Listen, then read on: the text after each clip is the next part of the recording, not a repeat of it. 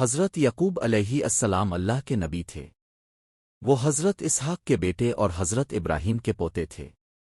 حضرت یعقوب کے 12 بیٹے تھے، جن میں سب سے زیادہ پیار حضرت یوسف سے تھا۔ حضرت یوسف نہایت حسین نیک سیرت اور عبادت گزار لڑکا تھا۔ اس کی شکل میں ایسی کشش تھی کہ ہر دیکھنے والا حیران رہ جاتا۔ ایک رات حضرت یوسف نے ایک خواب دیکھا۔ صبح وہ اپنے والد کے پاس دوڑا دوڑا گیا اور کہا، ابا جان، میں نے خواب میں دیکھا کہ سورج، چاند اور 11 ستارے مجھے سجدہ کر رہے ہیں۔ حضرت یعقوب نے فوراً پہچان لیا کہ یہ خواب اللہ کی طرف سے ہے اور یہ بچے کا مستقبل روشن ہے۔ وہ بولے، بیٹا، یہ خواب اپنے بھائیوں کو نہ بتانا، وہ حسد کریں گے اور تیرے خلاف سازش کریں گے۔ حضرت یعقوب جانتے تھے کہ ان کے دوسرے بیٹے یوسف سے جلن رکھتے ہیں۔ وہ اکثر محسوس کرتے تھے کہ والد ان سے کم محبت کرتے ہیں۔ یہ حسد ایک دن بڑا سانحہ بننے والا تھا۔ وقت گزرتا گیا، حضرت یوسف کی خوبیوں میں اضافہ ہوتا گیا، ان کے بھائیوں کا حسد بھی بڑھتا رہا۔ ایک دن انہوں نے مل کر ایک سازش تیار کی۔ وہ حضرت یعقوب کے پاس آئے اور نرمی سے بولے، ابا جان، ہمیں یوسف کو سیر پر لے جانے دیجیے، ہم اس کا خیال رکھیں گے، اسے کھیلنے کا موقع ملے گا۔ حضرت یعقوب کو فکرمندی ہوئی۔ انہوں نے کہا، مجھے ڈر ہے کہ کہیں کوئی حادثہ نہ ہو جائے، مگر بھائیوں کے مسلسل اصرار پر اجازت دے دی۔ جب وہ حضرت یوسف کو لے کر گئے تو ایک ویران جگہ پہنچے اور وہاں ایک گہرا کنواں دیکھا۔ انہوں نے حضرت یوسف کے ہاتھ پاؤں باندھے اور اسے کنویں میں پھینک دیا۔ حضرت یوسف چیختے رہے، فریاد کرتے رہے، مگر کسی نے نہ سنی۔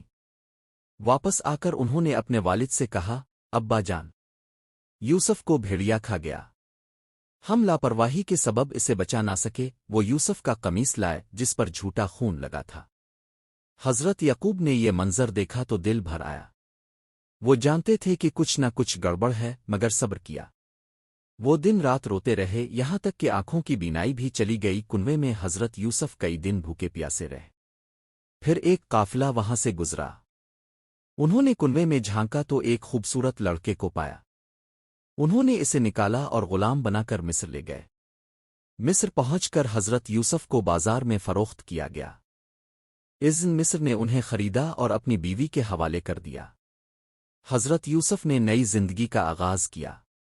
وہ ہر کام دیانت داری سے کرتے، کسی سے اونچی آواز میں بات نہ کرتے اور ہمیشہ سچ بولتے۔ عزیز کی بیوی جو زلیخا کہلاتی تھی، حضرت یوسف کی خوبصورتی اور پاکیزگی سے متاثر ہو گئی۔ اس نے حضرت یوسف کو فتنہ میں ڈالنے کی کوشش کی، مگر حضرت یوسف نے انکار کر دیا۔ زلیخا نے الزام لگا دیا کہ حضرت یوسف نے اس پر حملہ کیا۔ یہ جھوٹ اذن مصر کے دربار تک پہنچا۔ معاملہ اتنا سنگین ہوا کہ حضرت یوسف کو قید کر دیا گیا۔ حضرت یوسف جیل میں قید ہو گئے، مگر وہاں بھی انہوں نے لوگوں کی خدمت کی۔ وہ قیدیوں کو دین کی باتیں بتاتے، اللہ کی توحید کی دعوت دیتے اور دلجوئی کرتے۔ جیل میں 2 قیدی آئے جنہوں نے خواب دیکھا۔ ایک نے کہا کہ اس نے دیکھا کہ انگور نچوڑ کر بادشاہ کو شراب دے رہا ہے۔ دوسرے نے کہا کہ وہ اپنے سر پر روٹی لیے جا رہا ہے اور پرندے روٹی کھا رہے ہیں۔ حضرت یوسف نے فرمایا، تم میں سے ایک بادشاہ کے پاس جائے گا اور دوبارہ خدمت کرے گا، دوسرا سولی چڑھایا جائے گا۔ جو شخص آزاد ہوا، حضرت یوسف نے اسے کہا، بادشاہ سے میرا ذکر کرنا، مگر وہ بھول گیا اور حضرت یوسف مزید کئی سال جیل میں رہے۔ پھر ایک دن بادشاہ نے خواب دیکھا جس کی کوئی تعبیر نہ دے سکا۔ تب وہی شخص بولا، میں جیل میں ایک شخص کو جانتا ہوں جو خوابوں کی سچی تعبیر بتاتا ہے۔ مصر کا بادشاہ کئی راتوں سے ایک عجیب و غریب خواب دیکھ رہا تھا جس نے اس کی نیندیں اڑا دی تھیں۔ وہ خواب دیکھتا کہ 7 موٹی گائیں چر رہی ہیں اور اچانک 7 دبلی گائیں آ کر انہیں کھا جاتی ہیں۔ پھر وہ دیکھتا کہ 7 ہری بالیاں ہیں اور 7 سوکھی بالیاں انہیں نگل رہی ہیں۔ بادشاہ پریشان ہو گیا۔ تمام درباری، جادوگر، نجومی اور مابر اس خواب کی تعبیر بتانے میں ناکام رہے۔ بادشاہ نے غصے میں آ کر کہا، کیا میرے دربار میں کوئی ایسا عقل مند نہیں جو مجھے اس خواب کا مطلب بتا سکے؟ تب وہی خادم جو پہلے حضرت یوسف کے ساتھ جیل میں تھا یاد آیا۔ اس نے فوراً بادشاہ سے کہا، ایک شخص ہے جو قید میں ہے، وہ خوابوں کی سچی تعبیر جانتا ہے۔ بادشاہ نے حکم دیا کہ حضرت یوسف کو فوراً دربار میں پیش کیا جائے۔ قاصد جیل پہنچا، مگر حضرت یوسف نے انکار کر دیا کہ وہ بغیر انصاف کے باہر نہیں جائیں گے۔ انہوں نے کہا پہلے ان عورتوں سے حقیقت پوچھی جائے جنہوں نے مجھ پر الزام لگایا تھا۔ زلیخا اور دیگر عورتوں کو دربار میں بلایا گیا۔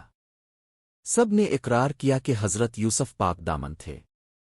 زلیخا نے خود کہا یوسف سچا ہے، میں نے ہی ان پر الزام لگایا۔ اب بادشاہ نے خود حضرت یوسف کو عزت سے بلایا۔ جب وہ دربار میں آئے تو ان کی عقل دانائی اور حلم سے بادشاہ اتنا متاثر ہوا کہ فوراً انہیں مصر کے خزانے کا نگران یعنی اذن مصر بنا دیا۔ حضرت یوسف کے مشورے سے مصر نے آنے والے قحط کی تیاری کی۔ 7 سال بھرپور فصل اگائی گئی، اناج جمع کیا گیا اور پھر قحط کا دور آیا۔ مصر کے گرد و نواح کے لوگ بھی اناج کے لیے آنے لگے۔ اسی دوران حضرت یوسف کے بھائی جو اپنے والد حضرت یعقوب کے ہمراہ کنعان میں رہتے تھے اناج لینے مصر آئے۔ جب وہ دربار میں داخل ہوئے حضرت یوسف نے انہیں پہچان لیا مگر وہ اسے نہ پہچان سکے۔ حضرت یوسف نے ان سے نرمی سے بات کی مگر ایک شرط رکھی، اگر اگلی بار اناج چاہتے ہو تو اپنے سب سے چھوٹے بھائی کو ساتھ لانا۔ بھائی واپس گئے اور والد سے بنیامین کو ساتھ لے جانے کی اجازت مانگی۔ حضرت یعقوب نے بڑی مشکل سے اجازت دی۔